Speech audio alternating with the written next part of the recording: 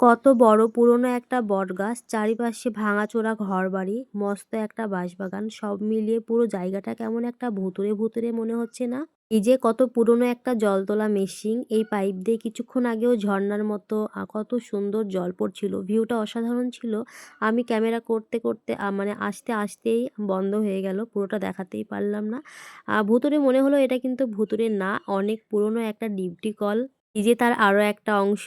তখন আমি অনেক ছোট ছিলাম। তখন আমরা সব ভাই-বোনেরা এই স্যালোতে এসে কত জল ঘেঁটেছি, স্নান করেছি। সেই কথাটা আরও একবার মনে পড়ে গেল। সেই দিন মূলত আমি, বোন, আমার এক আঙ্কেল গিয়েছিলাম মাঠে বড়ুই বাগান দেখতে। আঙ্কেল বড়ুইয়ের চাষ করেছে আপেল কুলের। তো সেটাই দেখতে গিয়েছিলাম।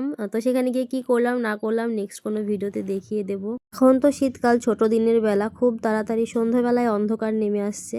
তো মাঠ থেকে আসতে সন্ধ্যা লেগে গিয়েছিল, হালকা একটু অন্ধকারে হয়ে গিয়েছিল। এসে দেখি যে মা আমাদের গাছে একটা গাছ পাকা পেঁপে ছিল, সেটা পেড়েছে। আমাকে বলছে যে সবার জন্য কাটতে। তো সেটাই আমি সবার জন্য কাটছিলাম। এত সুন্দরভাবে পেঁপেটা পেকে গিয়েছিল যে পুরোই রসমালাই। আর পাকা পেঁপে খেতে সত্যি কথা বলতে আবার অনেক ভালো লাগে।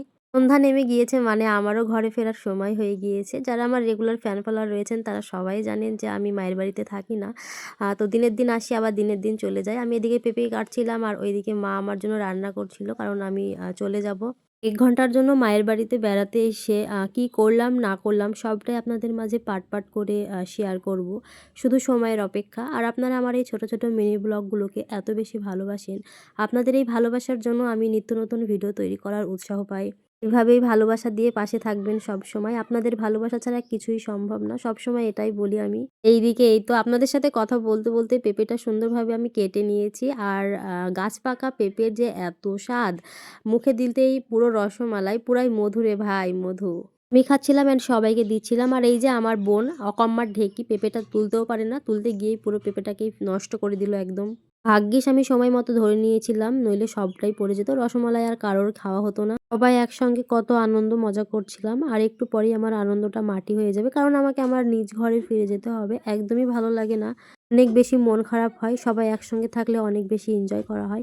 যাই হোক বন্ধুরা, আমার ভিডিওগুলো আপনাদের কেমন লাগে? যদি ভালো লাগে, আপনারা যদি ইউটিউব থেকে হয়ে থাকেন সাবস্ক্রাইব করে দেবেন। আর যদি আপনারা ফেসবুক থেকে হয়ে থাকেন তাহলে ফলো দিয়ে পাশে থাকবেন। কেন জানি না সবার খাওয়া শেষ করে তারপরে মায়েরা খায়। মাকে আগেই বলেছিলাম ফার্স্টে নেওয়ার জন্য, কিন্তু মা নেয় না। বলে তোমরা আগে খেয়ে নাও, সব শেষে আমি খাবো। এরই নাম হয়তো মা। কেন যে মায়েরা এমন হয় বুঝি না। মমতাময়ী মা, তুমি সবসময় ভালো থেকো মা, সবসময় দোয়া করি তোমার জন্য। ১,০০০ বছর বেঁচে থাকো আমাদের মাঝে। আর এই যে পেছনে আমার ছোট বোনটা দাঁড়িয়ে, বাদর একটা। যাই হোক বন্ধুরা, আজকের ভিডিওটি এখানেই শেষ করছি। সবাই ভালো থাকবেন, সুস্থ থাকবেন। দেখা হবে নেক্সট কোনো ভিডিওতে। বাই।